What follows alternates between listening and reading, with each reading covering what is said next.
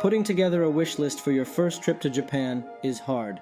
No matter what you put on there, someone will always tell you that something on your list is overrated, and you should do something else.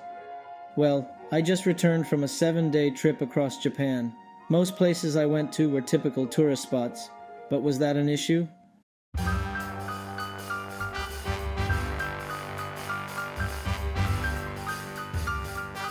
In this video, I'll show you everything from that amazing trip, so you know that nobody has the right to come and disrespect your itinerary.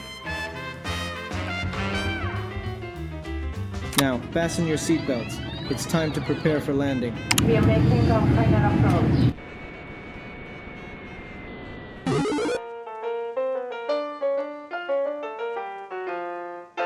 My plane landed at Haneda Airport around noon, and I was immediately greeted by beautiful weather. It set the mood perfectly for the adventures ahead. After passing through immigration, I got an IC card from the extremely helpful staff. They were such friendly people and I genuinely felt welcomed. Anyways, my journey starts in Kyoto, so I headed west. I boarded the Keikyu Airport Express to Shinagawa, a busy transportation hub in South Tokyo, where I can transfer to Shinkansen. Even though it was just a brief stop, I could already feel Tokyo through the overwhelming crowds. But we'll come back to this in just a few days. I bought a ticket for the Nozomi Super Express and reserved a seat. A cool thing to know is that if you get a window seat facing north on this trip, you'll see Mount Fuji. Unfortunately, I ended up sleeping all the way to Kyoto, so I don't have anything to show you here. The sun was just too warm. Kyoto is a city that holds a special place in my heart. It was the capital of Japan for more than 1,000 years, but now it is as modern as it is elegant. I arrived near dusk. Most temples and shrines in Kyoto close at around 6, but I didn't want my day to end so early.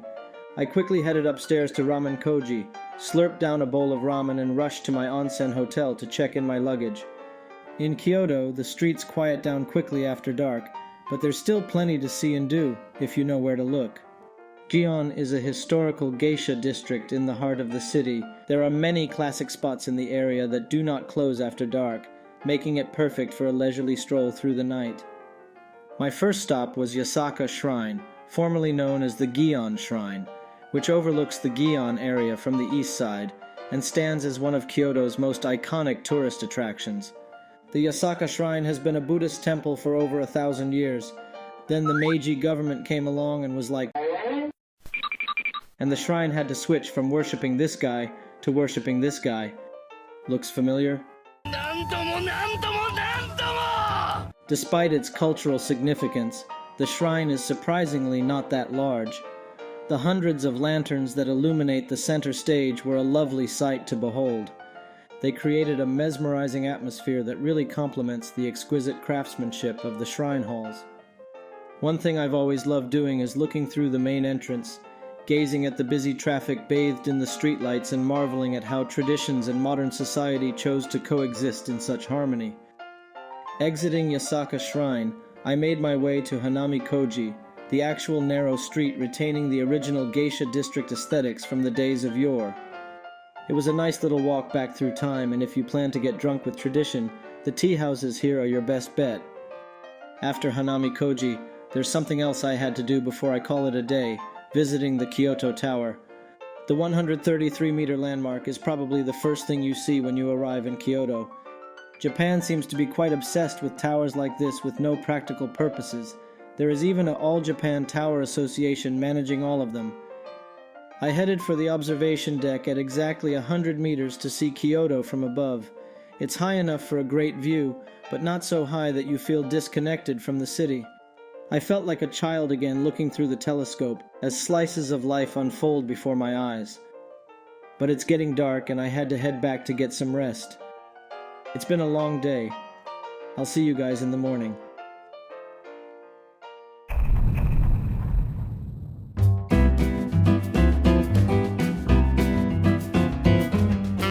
I set off early for the Fushimi Inari Shrine. This shrine is dedicated to the kami Inari, who is associated with agriculture, fertility, and general prosperity.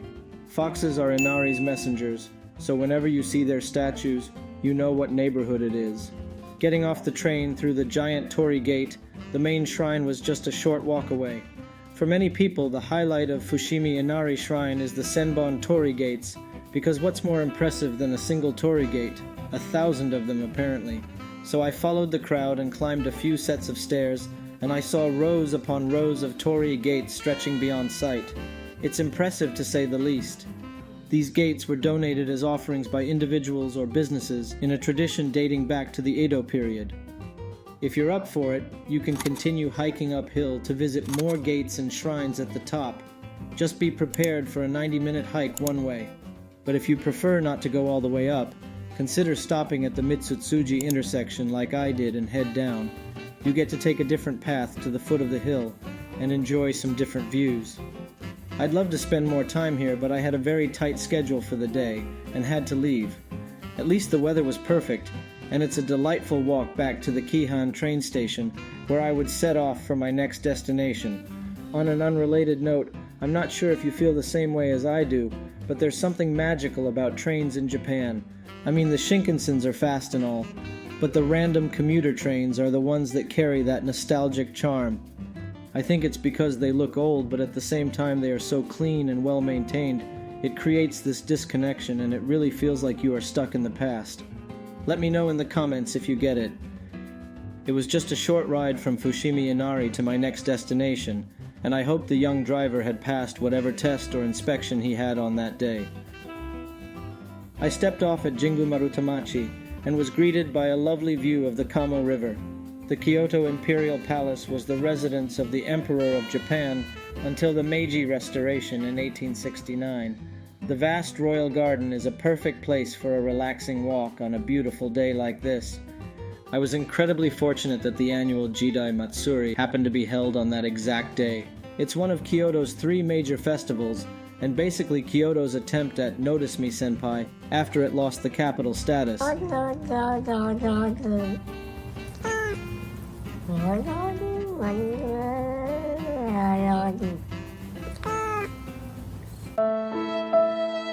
But it's a glorious celebration nonetheless. People in authentic costumes from different eras marching across Kyoto to commemorate the city's history was truly a grand spectacle. And the way the host lady introduced the event in English in her very typical senior Japanese person accent is something I never knew existed. Just listen for yourself. It started in 1895 to commemorate the 1100th anniversary of the founding of the capital in Kyoto. It was perfect. I understand that the Imperial Palace may not be at the top of everyone's list for Kyoto, but every time I visit, I'm always impressed by something new. I just showed the festival that took place in the garden, and you can also enjoy a free visit to the actual palace to admire the Emperor's natural habitat and the lovely inner garden they've maintained for themselves. It's also a great cherry blossom spot, because a lot of people simply don't come here, and you get to appreciate the view with some peace and quiet. So if you can, plan a visit to the Imperial Garden. You may not see everything I've shown all at once, but I promise you'll find something you'll love. Exiting the Imperial Garden, I passed by a small shrine just outside that worships boars, and if that isn't amusing enough, it's believed to grant swift recovery for lower body injuries. So the story is that a famous Kyoto official was attacked by assassins on his way to exile and had a broken leg. Then out of nowhere, 300 boars came to his rescue. They chased the assassins away and protected him for the rest of the journey. Anyways, if you want to pray to a holy boar or is currently suffering from lower body injury, you now know where to go. I said I had a tight schedule for the day because I'm spending the rest of my day in Osaka. I feel Osaka shares a lot of similarities with Tokyo, so I was only going to spend half a day there. This is just my personal preferences. I hope no Osakans get offended by this, and definitely don't let it stop you from visiting Osaka. I purchased an Osaka one-day pass and took the subway to Osaka Castle. The castle itself is a remarkable piece of architecture and played a crucial role in Tokugawa Ieyasu's conquest to unify the country. In fact, the last major battle he fought before the unification occurred right here. What I truly appreciated about Osaka Castle was the effort put into educating visitors about its history. They went to great lengths to provide information through videos, battlefield sandboxes, and exhibitions on each floor. This made me learn a great deal about the castle just by being there. I think that's fantastic. More places should do this. After Osaka Castle, a destination every tourist will go is Dotonbori, Osaka's most famous entertainment district. It's what happens when you take the typical tourist market shopping street experience and crank it up to 11,000, and it's pretty high on my list for places that you'll regret going but also regret not going, if you know what I mean. But it is a place with tons of food to choose from, and you can't really complain about that. It was dinner time, so I queued for a seat at Ichiran Ramen. If you have searched for ramen recommendations at all, you should know that people love to voice their disapproval for Ichiran, saying that it's overrated. I don't blame them. You'll be disappointed too if you come in expecting a once-in-a-lifetime fine dining experience. But to me, Ichiran is the perfect entry point for your ramen adventures. There's only one style of ramen. It's simple, plain-looking, and has no flashy tourist shenanigans. But most importantly, it tastes great. So if you come here with the right expectations, you are in for a good time. I filled out my order sheet, bought my meal tickets, handed everything to the staff, and took a seat at the booth. Ichiran decided that their customers didn't have to speak a single word to anyone during the entire slurping process, so that they can focus on the ramen to appreciate the flavors more. Whether or not it really enhanced my ramen, I didn't know. But what I do know is that it was great ramen. As I said, modest-looking ramen that tastes great. After the perfect bowl of ramen, it was time to head back. I boarded a quiet and empty train into the night, leaving the sea of streetlights behind. It was a short visit, but a pleasant change of pace. I actually ended up feeling different about Osaka. If my itinerary allowed, I would definitely explore the vibrant city more.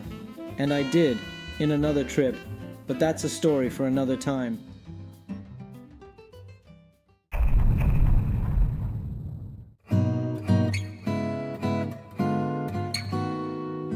On the third day, I planned to explore both Kyoto and Nara. I know it's not ideal, but with a 7-day itinerary, I'll have to be flexible. I started the day by visiting Kiyomizu-dera, probably one of the most popular tourist spots in the city. The weather wasn't great, but hey, that's part of the journey. I took an alternative route to avoid the crowds, and it was remarkable how quiet everything became just meters away from the tourist hotspot. The temple offers the typical Kyoto tourist experience: beautiful architecture, scenic views, and a fountain where visitors can drink for good fortune. But we need to talk about the absurd range of amulets and the oddly specific magical powers they have. For example, there are amulets for good luck for wealth, a classic.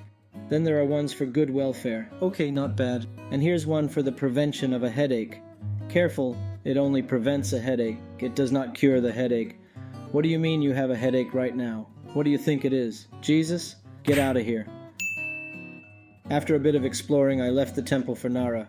I returned to Kyoto Station and purchased a Kintetsu one-day pass, which covers the train to Nara and back, as well as all the buses you'll need to get around when you get there.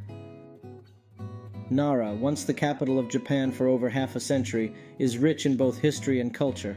However, nowadays it's also famous for the deer that roam freely on the streets, which is a very rare and interesting feature of the city.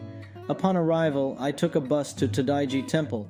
The temple is a UNESCO World Heritage Site, part of the historical monuments of ancient Nara, probably the coolest title for a temple I've ever heard of.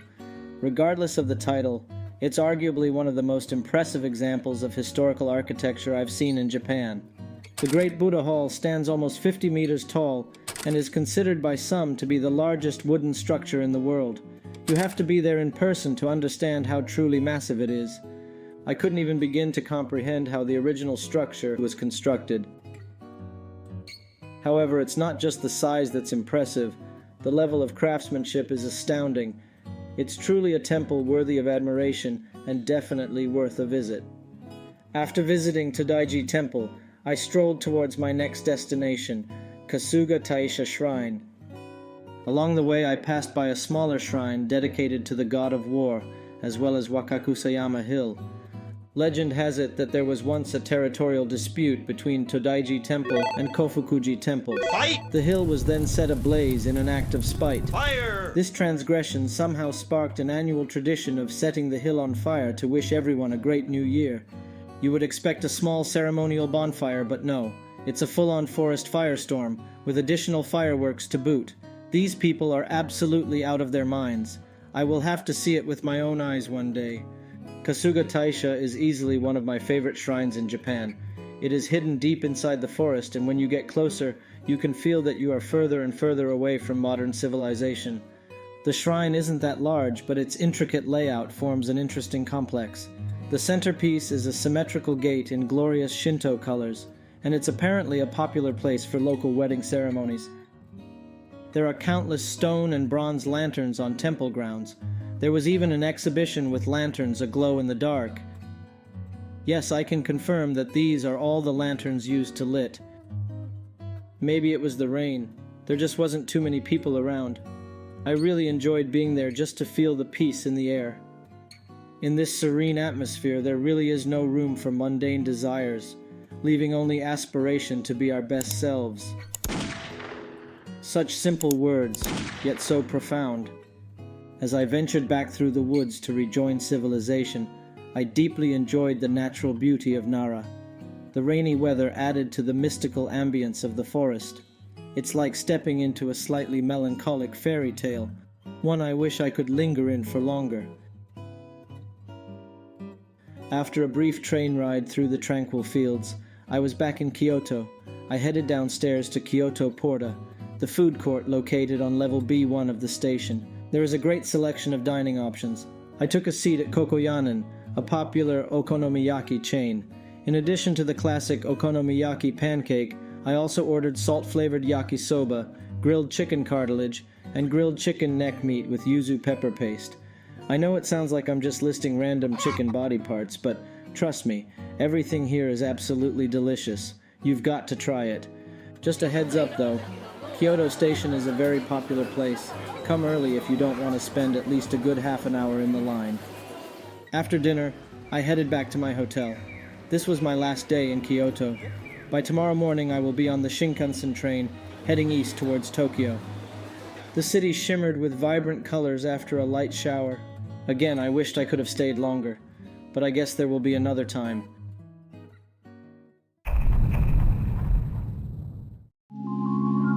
Feeling that I haven't seen Kyoto enough, I decided to squeeze in one last stop before moving on. The Nanzenji Temple is my favorite temple in Kyoto. Nestled at the very edge of the city, it's a gem that, despite its significance, remains pleasantly uncrowded. Though the lush greenery had yet to fully emerge due to the lingering cold, the atmosphere was undeniably serene. One of Nanzenji's most distinctive features is its aqueducts, constructed centuries ago to supply fresh water to the city from nearby Lake Biwa.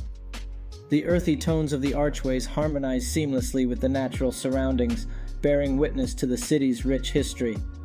I purchased a ticket to explore the abbot's quarters. Inside, there were exquisite traditional Japanese rooms, wooden corridors leading to a mesmerizing moss-covered Zen garden, and a waterfall room with a real waterfall sourced directly from the Biwa Lake Canal. Now that's something you don't see every day. Even though it wasn't the cherry blossom season or the red leaves season, Nanzenji Temple's timeless beauty remained unparalleled. It's a place I always come back to whenever I'm in Kyoto. And with that, it was time to head east. Traveling in Tokyo is a whole different experience. It's a loud, vibrant metropolis beaming with energy. I stowed my luggage in the depths of the Tokyo Station labyrinth and set out to explore. Tonight I have a ticket booked for the Mori Art Museum observation deck, so I needed to stay relatively close to Roppongi Hills, where the museum is located. My first stop was the Meiji Shrine, which is dedicated to the deified spirits of Emperor Meiji. The shrine was inside a massive forest. It's amazing that such a serene sanctuary exists amidst one of Tokyo's busiest districts, undisturbed by the outside world. After visiting the shrine, I decided to go and see the Shibuya crossing. I took the JR train from Harajuku Station, and it's very important to know that the station idol has a 5 out of 5 on the kawaii scale, which I guess is pretty damn kawaii. The Shibuya crossing is indeed a weird place. Throughout my trip, I'd been trying to avoid crowds, But here I was, actively seeking out one of the largest crowds on the planet with a passion. Exiting through the Hachiko exit, I was met with the bustling crowd in its full glory.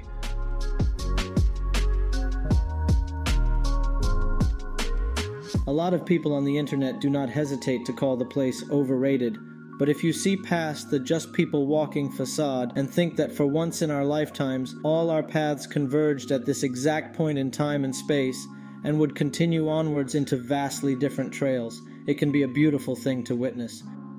After devouring 12 gyozas in a whopping 5 minutes, I caught a bus to Roppongi Hills to enjoy the night view from 250 meters above ground. Taking the elevator straight to the 52nd floor, I was greeted with one heck of a view. It was truly breathtaking, but equally humbling. You are a speck too small to create a ripple in this vast pond. It's not hard to see why many people still feel lonely or isolated in the most densely populated city in the world. I have nothing against the amazing city, but that's how I felt on top of the Mega Concrete Jungle Pro Max Plus. And that's how the 4th day ended, with a slight case of existential crisis.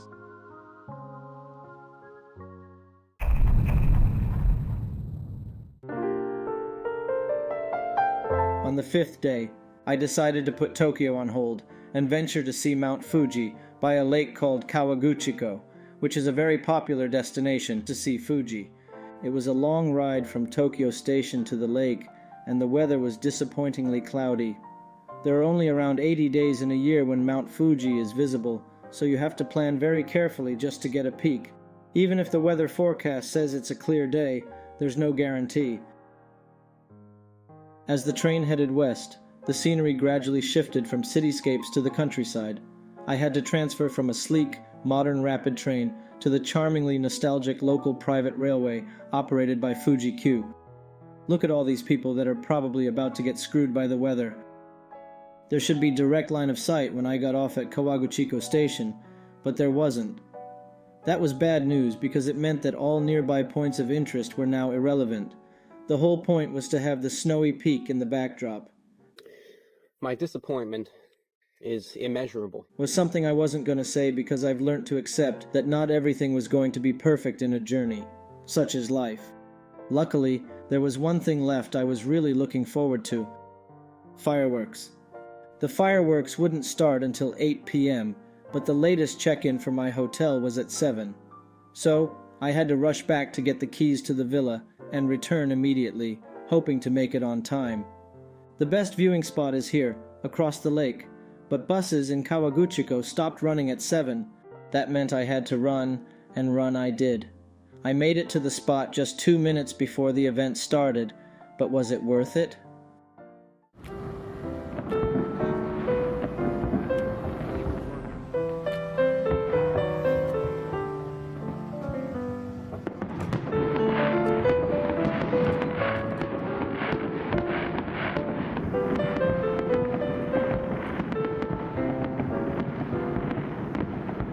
The fireworks display lasted a solid 20 minutes, and it was truly magnificent.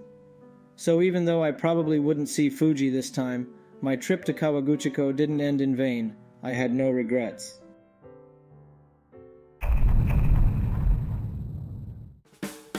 It was already noon when I got off the train back to Tokyo. After following quite an intense itinerary for the past few days, I decided to slow down and touch grass in Shinjuku Imperial Garden. Since I had no plans to see Fuji today, the weather cleared up beautifully. It was not even close to the cherry blossom season, but the apricot trees in full bloom was nothing short of absolutely stunning under the clear blue sky. As I wandered deeper, I was greeted by enormous cherry trees bursting with blossoms out of the blue. It came as a bit of a surprise because I didn't expect to see cherry blossom at all at this time of the year. After a bit of research, I learned that these were kanzakura trees, which bloom much earlier than your typical cherry blossoms. And that's how I learned that you can see cherry blossoms even outside the cherry blossom season. After a happy accident at a yakitori restaurant, my next and final destination for the day was perhaps the most renowned temple in Japan, Sensoji Temple. I took the subway and arrived right in front of the Thunder Gate. See the huge red lantern? Panasonic. Sensoji during the day looks lovely for sure, but the nighttime illumination transformed the temple grounds into a completely different scene. The main hall and the 5-story pagoda exuded an aura of serene elegance. Without having to battle through overwhelming crowds, I was able to explore and truly appreciate the temple's exquisite beauty. I think visiting Sensoji Temple at night is a fantastic choice if you hate the crowds and want a more peaceful experience.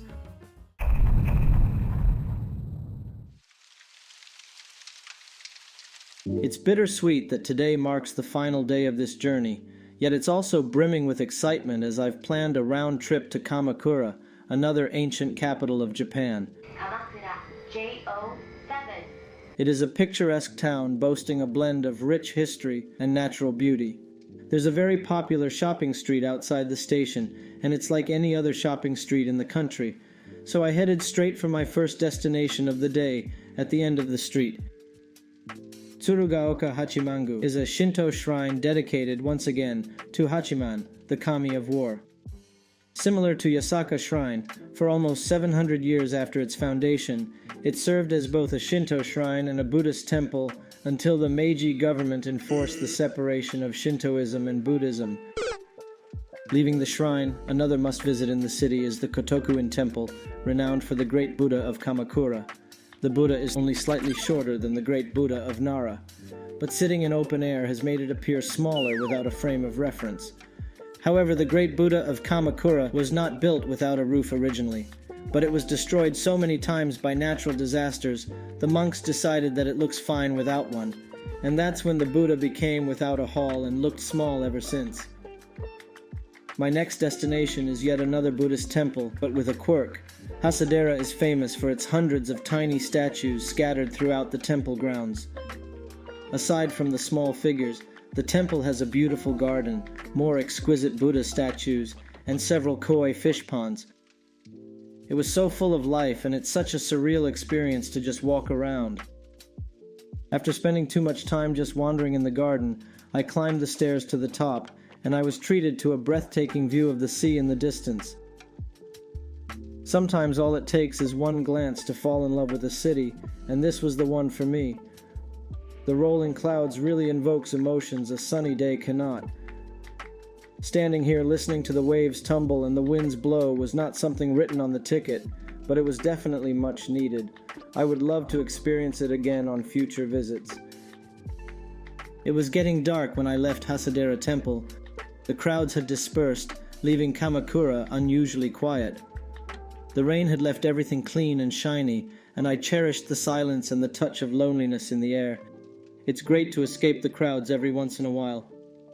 Returned to Kamakura Station. I hopped onto the train back to Tokyo.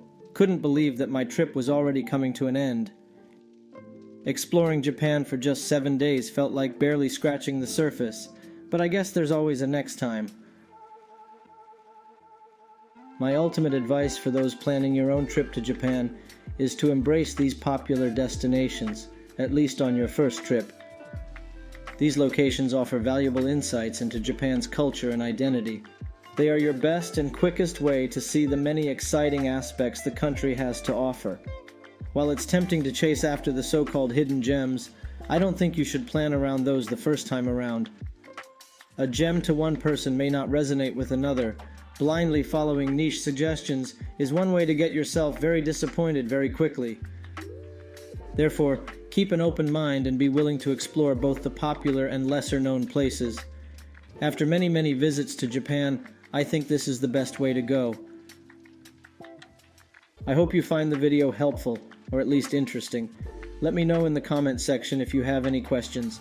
Thank you for watching. I'll see you on our next journey. Peace.